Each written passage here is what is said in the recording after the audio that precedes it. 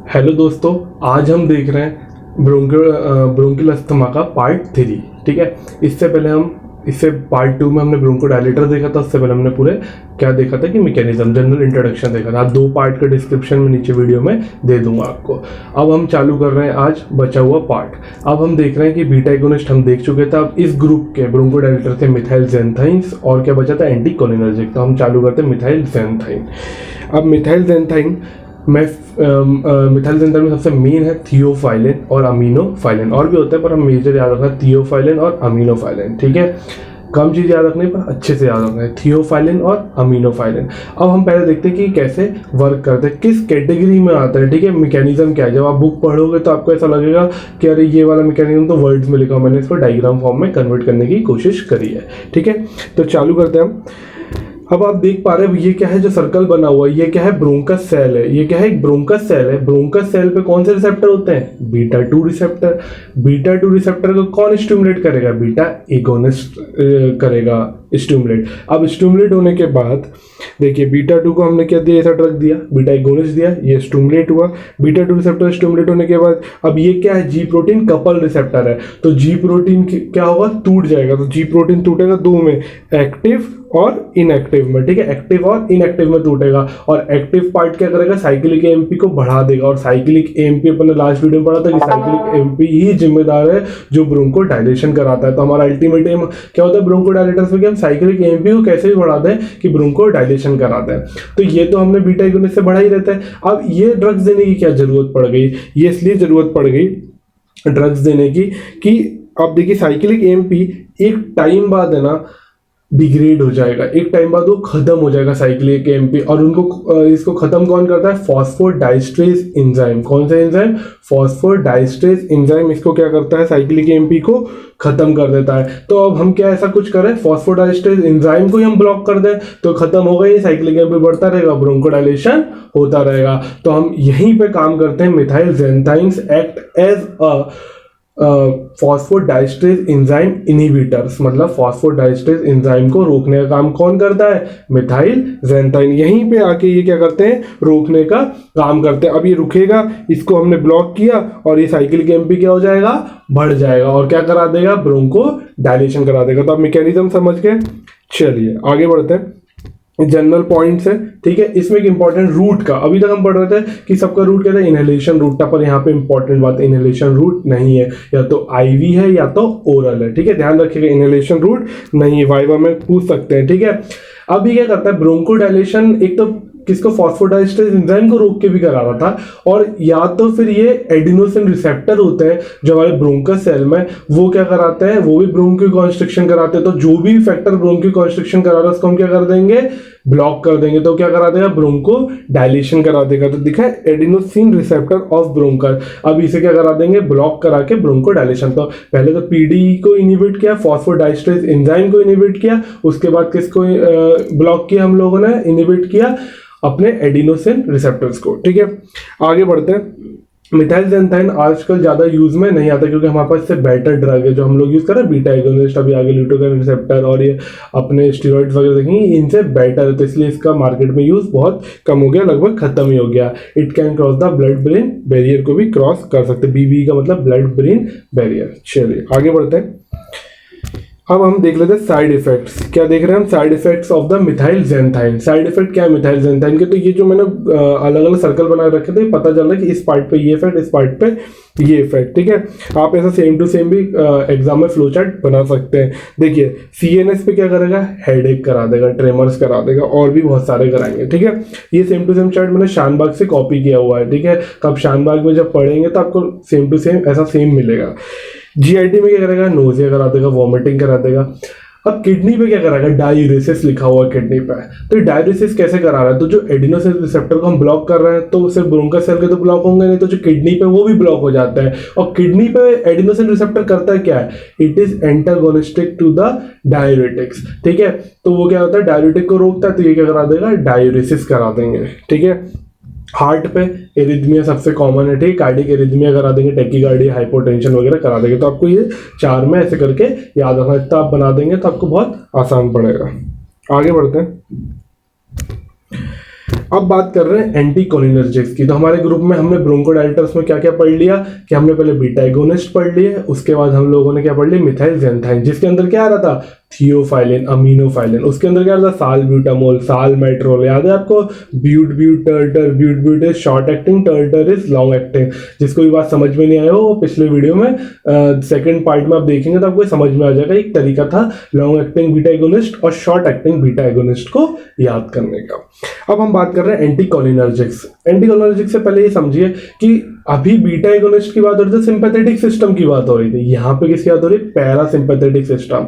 और parasympathetic system का काम क्या होता है, ब्रोंकियल स्मूथ मसल पे वो क्या कराता है, ब्रोंकियो कॉन्स्ट्रिक्शन कराता है। तो हम क्या करेंगे, इसको ब्रोंकियो कॉन्स्ट्रिक्शन तो हम चाहते नहीं है, हम क्या चाहते हैं, ब्रोंको डायलेशन चाहते हैं। तो हम ब्रोंकियो कॉन्स्ट्रिक्शन को क्या कर देंगे, रोकने की कोशिश करेंगे। तो अब पैरासिम्पैथेटिक सिस्टम में, जैसे सिंपैथेटिक सिस्टम में कौन से रिसेप्टर है, बीटा रिसेप्टर, यहाँ पे कौन से रिसेप्टर है, M3 रिसेप्टर, वहाँ बीटा 2 था या M3 है। तो M3 रिसेप्टर क्या कराते हैं, ब्रोंकियो कॉन्स्ट्रिक्शन कराते हैं। तो हम क्या करेंगे, इसको ब्लॉक कर देंगे। तो हम M3 ब्लॉकर देंगे फॉर ब्रोंकियो डायलेशन, आगे समझिए, जिससे ब्रोंकियो डायलेशन हो सके, इसलिए हम क्या देंगे यहाँ पे, M3 ब्लॉकर। ठीक है, अब कौन से हैं, एपाट्रोपियम और टियोट्रोपियम, हाइपरट्रोपियम और टियोट्रोपियम। ठीक है, रूट क्या है, इनहेलेशन रूट है। अब देखिए, मैंने क्वेश्चन यहाँ पे पूछा हुआ आपसे कि बीटा एगोनिस्ट क्या होता है, बहुत ज्यादा इफेक्टिव है। ठीक है, बीटा एगोनिस्ट क्या है, बहुत ज्यादा इफेक्टिव है। हमने पढ़ा था फर्स्ट लाइन है, ठीक है, first line of drug for bronchial asthma, अगर सबसे पहले हम उसी को यूज करते हैं। पर ऐसा कौन सा वक्त होगा कि पेशेंट को हमें एंटीकोलिनर्जिक देने पड़ेंगे, ना कि बीटा एगोनिस्ट। बीटा एगोनिस्ट को हम प्रीफर करेंगे, ऐसा कौन सा वक्त होगा, आप सोचिए थोड़ा सा। ठीक है, पॉज करके वीडियो को सोचने की कोशिश करिएगा।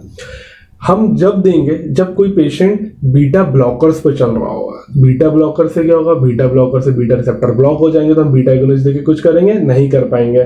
तो हम ऐसा पेशेंट जो बीटा ब्लॉकर पे चल रहा हो, मतलब बीटा ब्लॉकर्स ले रहा हो, उस पेशेंट को हम क्या करेंगे, एंटीकोलिनर्जिक देंगे, M3 ब्लॉकर देंगे। तो इसलिए पेशेंट की हिस्ट्री लेना जरूरी होती है, इसलिए हमें पता होना चाहिए कि वो किस ट्रीटमेंट पे चल रहा है। ठीक है, आगे बढ़ते हैं। अब इसमें लिखा हुआ है tiotropium is longer than ipratropium, tiotropium is longer than ipratropium. ठीक है, लॉन्गर एक्टिंग है, इससे ज्यादा बेटर है। ठीक है, तो M3 कब हम प्रिफर करेंगे, इसमें सबसे इंपॉर्टेंट पॉइंट है ये वाला। ठीक है, कि हम कब यूज करेंगे M3, जब हम क्या बोलते हैं, कोई पेशेंट बीटा ब्लॉकर्स पे चल रहा हो, सबसे इंपॉर्टेंट पॉइंट है। ठीक है, आगे बढ़ते हैं। अब ये हमारा ग्रुप खत्म हो गया। कौन सा ग्रुप खत्म किया हम लोगों ने, हमने खत्म किया ब्रोंको डायलेटर्स। हमने कौन सा ग्रुप खत्म कर दिया, ब्रोंको डायलेटर्स, हमने ग्रुप पूरी तरीके से खत्म कर दिया। ठीक है, अब ये मैंने चार्ट वापस से याद होगा आपको, फर्स्ट वीडियो जैसे देखा होगा उसकी स्लाइड से मैंने फिर से ये वाला ग्रुप का पूरा चार्ट लाया। क्यों लाया हो, क्योंकि ये बताने के लिए कि अभी तक जो ब्रोंको डायलेटर्स है ये एक्यूट अटैक जो अस्थमा का होता है उसमें यूज करता है। ठीक है, एक्यूट अटैक अस्थमा पर। जो अब आगे जितने भी ड्रग्स पढ़ेंगे वो कभी भी एक्यूट अटैक में यूज नहीं करेंगे, हम काय में यूज करेंगे, प्रोफाइलेक्सिस में, प्रिवेंशन ऑफ द अस्थमा में, प्रिवेंटिंग द अस्थमा में करेंगे, प्रोफाइलेक्सिस में करेंगे। ठीक है, ना कि हम ट्रीटमेंट में। पर अब जैसे स्टीरॉइड होते हैं तो वो भी होता है एक्यूट अटैक में, पर वो कॉम्बिनेशन होता है। ठीक है, जब हम सालब्यूटामोल वगैरह से कंबाइन करेंगे तभी यूज कर सकते हैं एक्यूट अटैक में, पर अकेले नहीं कर सकते। तो इसलिए हम क्या यूज करेंगे, ब्रोंको डायलेटर, इसलिए हम इसको बोलते हैं फर्स्ट लाइन ऑफ ड्रग। और ब्रोंको डायलेटर्स में फर्स्ट लाइन कौन से वाले हैं, अपने बीटा एगोनिस्ट। ठीक है, आगे समझ में। उसके बाद हम कौन से, M3, और वो थियोफाइलिन जो वाला ग्रुप है मिथाइल ज़ैंथाइन, उसका तो यूज होता ही नहीं है। तो ये आगे आपको समझ में। तो अब हम जितने भी ड्रग पढ़ेंगे it is use for prophylaxis, क्योंकि हर जगह एक पॉइंट आएगा it is use for prophylaxis. तो आपको पहले से पता होना चाहिए कि इसको छोड़ के बाकी सब प्रोफाइलेक्सिस में यूज हो रहा है। ठीक है, अब क्या होता है, अब जैसे मैंने इतना बोला तो जनरली क्या होता है कि जनरल टर्म में बात कर रहा हूँ, कई बार कुछ ड्रग होता है नहीं यूज हो जाता है ट्रीटमेंट में, पर हम जनरली बात करते हैं कि हम ड्रग ऑफ चॉइस क्या हुआ। ठीक है, क्या ड्रग ऑफ चॉइस होती है, तो उसकी बात कर रहे हैं। अब आगे बढ़ते हैं। अब हम देख रहे हैं ल्यूकोट्राइन रिसेप्टर एगोनिस्ट। ठीक है, अब आपको याद होगा पहले वीडियो का कि ल्यूकोट्राइन्स जो होते हैं उसका हमें काम रोकना है। अभी तक हमने ब्रोंकोकॉन्स्ट्रिक्शन रोके, फिर हम ल्यूकोट्राइन्स को रोकेंगे, फिर हम किसको रोकेंगे, जो मस्ट सेल था उसको टूटने से रोकेंगे, मास्ट सेल को टूटने से रोकेंगे, एक ग्रेनुलेशन जो होता है, ब्रेकिंग ऑफ द सेल होता है, इसको रोकेंगे, और उसके बाद हम किसको रोकेंगे, एंटीजन एंटीबॉडी। तो अब हम चौथा वाला तो हमने कर लिया, ब्रोंकोडायलेशन, जो ब्रोंकोकॉन्स्ट्रिक्शन और उसका ब्रोंकोडायलेशन। अब ये ल्यूकोट्राइन है, इनको हम रोकेंगे, इनके फंक्शन को, तो जो इनके रिसेप्टर होंगे हम उनको ब्लॉक करेंगे। तो हम पहले पाथवे देख ले कि ल्यूकोट्राइन रिसेप्टर कहाँ पे कैसे होता है, ठीक है। तो अब देखिए कोई मेम्ब्रेन है, मेम्ब्रेन का फॉस्फोलिपिड, ठीक है, फॉस्फोलिपिड का हमें टूटा एरिकीडोनिक एसिड में, ठीक है, एरिकोडोनिक एसिड में टूटा, किसकी मदद से टूटा, कौन से एंजाइम की मदद से, फॉस्फोलाइपेज A2 की मदद से। कौन सा, फॉस्फोलाइपेज A2 की मदद से। अब एरिकोडोनिक एसिड दो पार्ट में जाएगा, अगर किसकी प्रेजेंस में, जैसे कॉक्स है, कॉक्स मतलब साइक्लो ऑक्सीजनेज, तो इसकी प्रेजेंस में क्या होगा, प्रोस्टोग्लैंडिनेज। अगर लाइपो ऑक्सीजनेज होगा तो क्या होगा, ल्यूकोट्राइन्स, ठीक है। ये पाथवे समझने की करना, क्योंकि आगे भी काम आएगा, बहुत इंपॉर्टेंट पाथवे, ठीक है। फॉस्फोलिपिड, ठीक है, एरिकीडोनिक एसिड फॉस्फोलाइपेज A2 की वजह से टूटा, ध्यान रखिए किसकी वजह से, फॉस्फोलाइपेज A2 की वजह से। फिर ये दो में जाके काय में जाएगा, इधर जाएगा प्रोस्टोग्लैंडिनिन्स, और यहाँ पे काय में जाएगा, ल्यूकोट्राइन्स। ल्यूकोट्राइन्स मतलब कौन कराएगा, लॉक्स, लॉक्स मतलब लाइपो ऑक्सीजनेज, यहाँ पे कॉक्स मतलब साइक्लो ऑक्सीजनेज, ठीक है। अब आगे हमारा जो मुद्दे की बात है, ल्यूकोट्राइन्स। अब ल्यूकोट्राइन्स ये पहुंच कहाँ जाएंगे, ब्रोंकस सेल में, और वहाँ रिसेप्टर कौन से होंगे, सिस्टीन ल्यूकोट्राइन्स रिसेप्टर। क्या होंगे, सिस्टीन ल्यूकोट्राइन रिसेप्टर। अब हमारा अल्टीमेट एम क्या है, हमारा अल्टीमेट एम है इसको रोकना, ल्यूकोट्राइन रिसेप्टर को ब्लॉक करना। क्यों, क्योंकि आगे जाके क्या करा रहे हैं, ब्रोंकियो कॉन्स्ट्रिक्शन करा रहे हैं। तो हम इसको कैसे रोकेंगे, अब हम यहाँ पे ड्रग देंगे, ल्यूकोट्राइन रिसेप्टर एंटागोनिस्ट, और ड्रग के नाम क्या है, जेफ्री ल्यूकास्ट और मोंटेलिक्वास्ट। आखिरी में लिखा हुआ ल्यूकोट्राइन एंटागोनिस्टिक, ठीक है, LUKAST, ए वाला एंटागोनिस्ट और LUK मतलब ल्यूकोट्राइन एंटागोनिस्टिक। तो क्या कौन सा ड्रग है, जेफ्री ल्यूकास्ट और मोंटेलिक्वास्ट, जेफ्री और मोंटेलिक्वास्ट, ध्यान रखिएगा, ठीक है। कोई ड्रग के प्रोनाउंसिएशन ऊपर नीचे हो जाए तो ध्यान मत दीजिएगा, मेनली आपको पता होना चाहिए कि हम कंसेप्ट समझ रहे हैं, ठीक है। वो तो प्रोनाउंसिएशन डिफर करता रहता है थोड़ा बहुत। चलिए, तो जेफ्री ल्यूकास्ट और मोंटेलिक्वास्ट। अब आगे बढ़ते हैं। इतना आपको समझ में आ गया कि हमने क्या किया, ल्यूकोट्राइन रिसेप्टर को रोक दिया, सिस्टीन LT रिसेप्टर्स को हमने रोका। कौन से ड्रग दिए, जेफ्री ल्यूकास्ट और मोंटेलिक्वास्ट। बहुत आसान है, नाम याद रखिएगा, ठीक है। अब हम आगे बढ़ रहे हैं।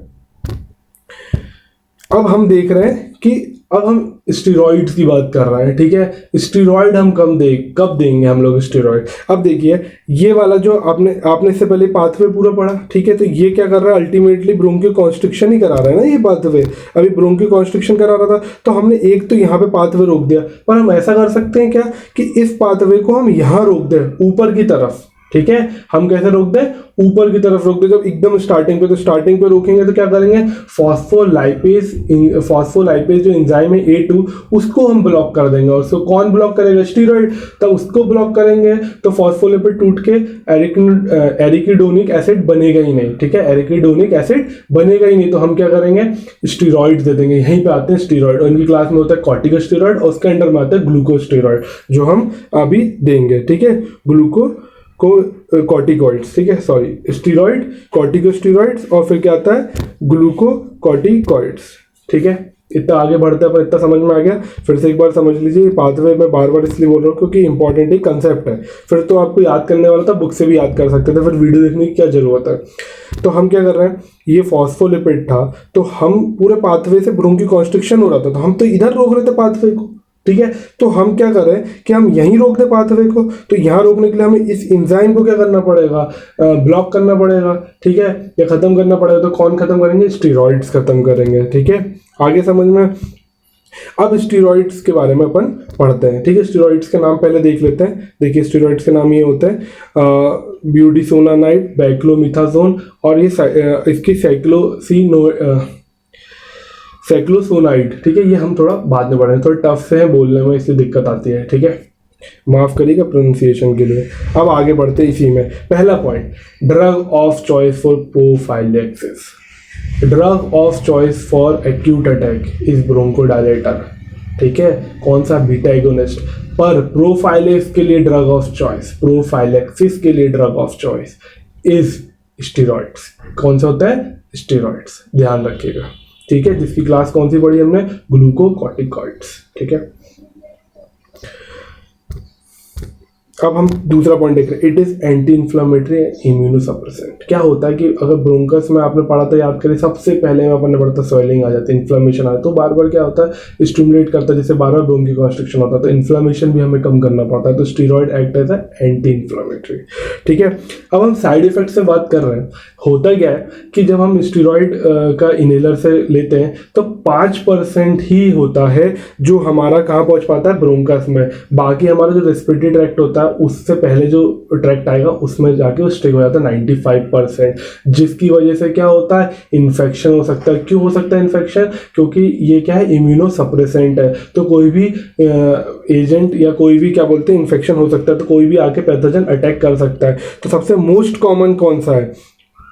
ओरोफेरेंजियल कैंडियासिस सबसे मोस्ट कॉमन इन्फेक्शन है, पर इसको प्रिवेंट भी उतनी आसानी से कर सकते हैं, जितना ये आसानी से आता है उतनी आसानी से प्रिवेंट कर सकते हैं। इसलिए जब भी कोई इनहेलर कंज्यूम कर रहा हो कोई भी पेशेंट, तो उसको डॉक्टर अक्सर बोलता है कि आप है ना इनहेलर का डोज लेने के बाद, ठीक है, पफ लेने के बाद आप है ना गार्गल करा करिए पानी के, जिसकी वजह से क्या होगा कि जो आपको ये वाली परेशानी नहीं होगी। तो इन्फेक्शन से बचने का भी कारण क्या है? ये है, ठीक है। इन्फेक्शन से बच गए क्योंकि 95% रह जाता है, ठीक है, वो ब्रोंकस में नहीं जाता। उसकी वजह से क्या परेशानी आती है कि आपको वो इम्यूनोसप्रेसेंट है स्टेरॉइड, तो वो क्या करता है? कोई भी आकर अटैक कर सकता है। तो उसमें मोस्ट कॉमन होता है ओरोफेरेंजियल कैंडियासिस इन्फेक्शन, ठीक है, मोस्ट कॉमन इन्फेक्शन है। ध्यान रखिएगा, बुक में भी अपने में दिया हुआ है, ठीक है, कुछ भी एक्स्ट्रा नहीं है बुक के बाहर का।